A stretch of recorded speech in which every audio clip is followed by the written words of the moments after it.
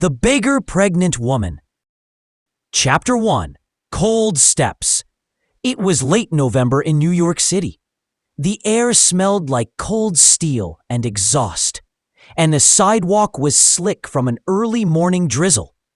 People bustled past, bundled in thick jackets and scarves, their boots splashing through small puddles, never looking down. On the corner of 8th Avenue and West 37th Street, near the entrance of a closed-down hardware store, sat a young woman. She was barely more than a girl, maybe 22, though the lines on her face made her seem older. Her coat was torn at the sleeves, her hair a tangled mess of brown curls. But what was most noticeable, what made some look twice, if only for a second, was her swollen belly. She was clearly pregnant. Her name was Elena Rivera. She had a cardboard sign in front of her that read, "Pregnant, homeless, hungry, please help." A small coffee cup with a few coins sat beside it. Most walked by without noticing. A few dropped change. Others glanced with pity, or worse, judgment. But Elena didn't cry anymore. Not in public. She had already used up all her tears in the shelter bathrooms, in subway tunnels, and in alleyways when she first realized she had no one. Chapter 2. The Fall. Just 5 months ago, Elena had a small apartment in Queens and worked double shifts at a diner. She was in love, or so she thought. Her boyfriend, Troy, was older by 7 years. At first, he seemed mature, protective, loving. But when she told him she was pregnant, his tone changed. "Not my problem," he'd said flatly. When she insisted she wanted to keep the baby, he got mean. First with words, then with fists. One night, she left after a slap left her jaw swollen. She had nowhere to go, but she had her dignity and her child to protect. She couch surfed for a while, sleeping at a friend's place. But people get tired of charity fast. Soon, she found herself at a shelter. Then, the shelter ran out of space. They told her there was a waiting list. So, she ended up on the street. Chapter 3. A Glimmer of Kindness. It was a bitter Tuesday morning when a man named Marcus Johnson noticed her. He was dressed in a charcoal suit, holding a briefcase, and about to enter the building for a finance meeting. Something made him pause. Maybe it was the way she gently held her belly, or the soft Spanish lullaby she hummed under her breath. He walked past, then stopped. He turned back and crouched near her. "You okay?" Elena looked up startled. "I'm fine," she whispered. "I mean, as fine as I can be. You hungry?" She nodded, embarrassed. "Wait here." He returned 5 minutes later with a bag of warm bagels, a hot tea, and a sandwich. She ate with quiet gratitude, barely believing someone had stopped, someone had noticed. Chapter 4. A New Chance. The next day, Marcus returned. Then again, the day after. He was in his early 40s, married with 2 daughters, and worked as a legal advisor in Midtown. Something about Elena struck him. Maybe it reminded him of his youngest daughter, just a few years away from adulthood. "I know a place," he said one day. "It's a women's shelter, but it's better than the ones in the city. Safer, cleaner. I can make a call." Elena hesitated. She'd been promised help before. Most never followed through, but Marcus seemed genuine. True to his word, the next morning, a van picked her up and took her to Haven House, a privately funded home for pregnant women in crisis. It was clean, warm, and run by kind volunteers. For the first time in weeks, Elena slept in a real bed. Chapter 5. Rebuilding at Haven House. Elena met other women with similar stories: abuse, poverty, abandonment. There was strength in their shared pain. She attended counseling sessions, learned about prenatal care, even started journaling again.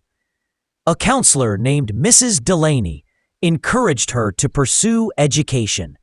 "You're smart," she said. "Motherhood doesn't have to mean the end of your dreams." With her support, Elena enrolled in online GED classes. She had always wanted to be a nurse. Chapter 6. The storm returns. Just as life was looking up, Elena ran into someone she never wanted to see again: Troy. He found her during a supervised visit to a hospital for a checkup. She saw him in the waiting room and froze. He walked up with a sly smile. "Look at you, getting fat."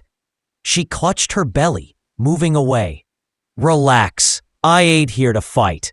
Just wanted to see if you were still alive." He left, but the encounter shook her deeply. That night, she couldn't sleep. What if he came back? What if he tried to take the baby? Chapter 7. Stronger than yesterday. She told Mrs. Delaney everything. The shelter contacted legal services. Within a week, a restraining order was issued. Troy wouldn't be allowed near her. The staff reminded her, "You are not alone." Slowly, Elena began to breathe again. She focused on her classes. She practiced breathing exercises for labor. She made friends. And most importantly, she forgave herself.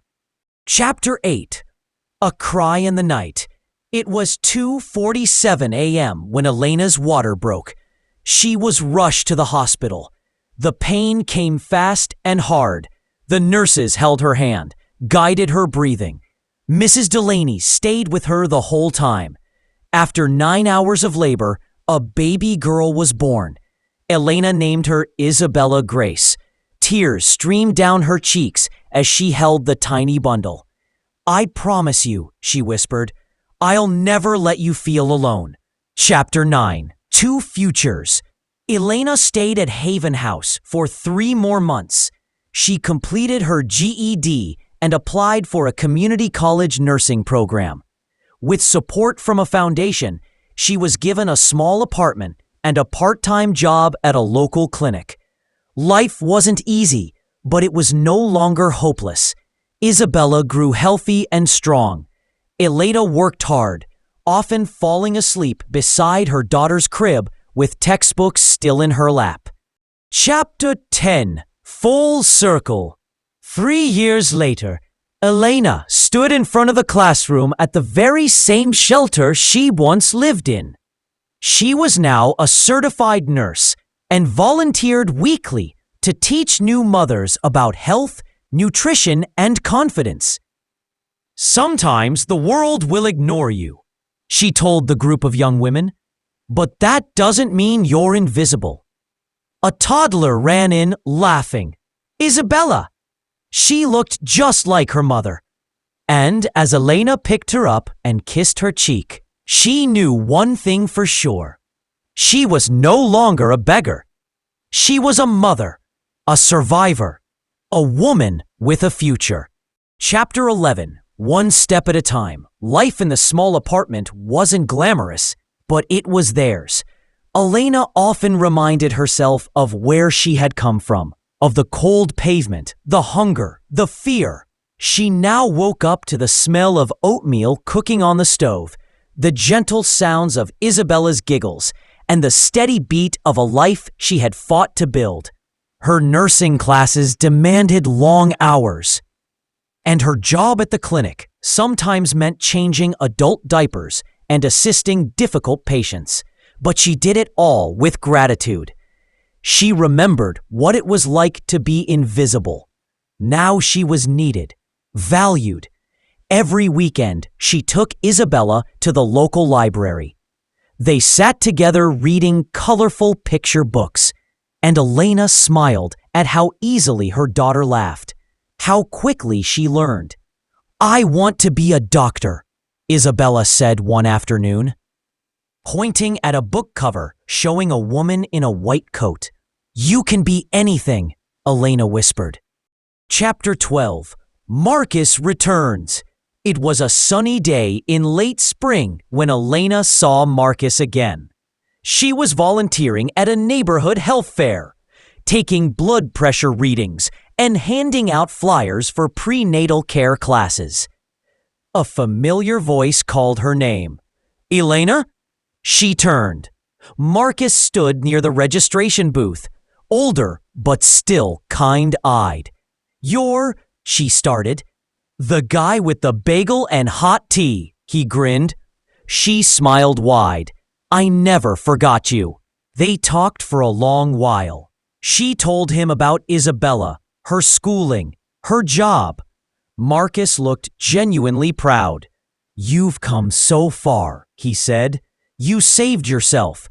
"You helped," she replied. "You were the first person who saw me." He shook his head. "You were always worth seeing." Chapter 13. Giving Back. A year later, Elena created a program at the shelter called First Steps. It was designed to help pregnant homeless women find housing, job training, and emotional support. With grants and help from local churches and donors, the program began supporting 5 women, then 10. Elena became a speaker at women's conferences, her story traveling far beyond her city. She met women who reminded her of herself, scared, unsure, lost, and she offered them something she had once craved desperately: hope. Chapter 14. Isabella's birthday. On Isabella's 5th birthday, Elena held a small celebration in their apartment. There was cake, balloons, and a circle of women from the shelter who had once been strangers but were now family. Isabella blew out her candles and clapped her hands. "I wished for Mommy to be happy forever." Elena laughed and hugged her close. "That's my wish too, baby." Later that night, as she cleaned up and tucked Isabella into bed, Elena stared out the window. The city lights blinked like stars. She no longer felt afraid of them. This city had once nearly swallowed her whole, but now it was hers. Chapter 15. Full Circle. One afternoon, while walking past 8th Avenue and 37th Street, the place where she once sat with a cardboard sign, Elena paused. A young girl sat in the same spot, holding a baby wrapped in an old blanket. Her eyes were hollow, her body thin. Elena's chest tightened. She knelt down. "Hi," she said gently. "My name's Elena. Are you hungry?" The girl blinked, unsure how to answer. "I was you once," Elena whispered. "But it doesn't have to stay this way." She offered her hand. "Come with me." And the girl did. Chapter 16. From Pain, Purpose. Every success Elena achieved carried the memory of her darkest moments. She knew what it meant to be overlooked, ignored, and discarded. But she also knew what it meant to be lifted, sometimes by a stranger, sometimes by sheer will. She wrote a memoir titled The Sidewalk Cradle. It detailed her journey from street corner to motherhood to becoming a community leader. The book became a local bestseller, and schools began inviting her to speak to students about resilience and strength. She spoke at high schools, juvenile detention centers, shelters, and colleges. She didn't glamorize suffering, but she showed them it didn't have to be the end. "You are not broken," she told them. "You're just in the middle of the story." Chapter 17. Choices.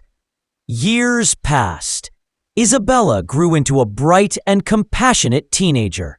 At 13, she started volunteering at the shelter with her mother. One night, she asked, "Why don't we just give people homes right away instead of making them wait?" Elena smiled. "That's the dream. And one day, maybe you'll be the one to help make it real." Isabella leaned her head on her mother's shoulder. "I will." Chapter 18. The Night Before Graduation. On the night before Elena's nursing school graduation, she sat on the balcony of their apartment with a cup of tea in hand. She thought about the pain, the cold, the hunger, and the kindness. She remembered Marcus, Haven House, Mrs. Delaney, and the women who walked with her through it all. She looked at Isabella, now asleep with a stuffed giraffe still clutched in her arms. Tears rolled down her cheeks. This time, not from sadness, but from triumph. Chapter 19. The Graduation Speech. At her graduation, Elena was chosen to give the closing speech. She stood before a crowd of hundreds. "I was homeless when I started this journey," she said, pregnant, alone, scared. "But one act of kindness gave me a path, and every step since has been taken with purpose." She paused, scanning the audience. "My daughter saved my life, and now I work every day to help save others, because we all deserve a chance to rewrite our story." The crowd stood in applause, and in the front row, Isabella stood tallest. Chapter 20. The New Dawn. Years later, Elena opened her own transitional housing facility for homeless women and children.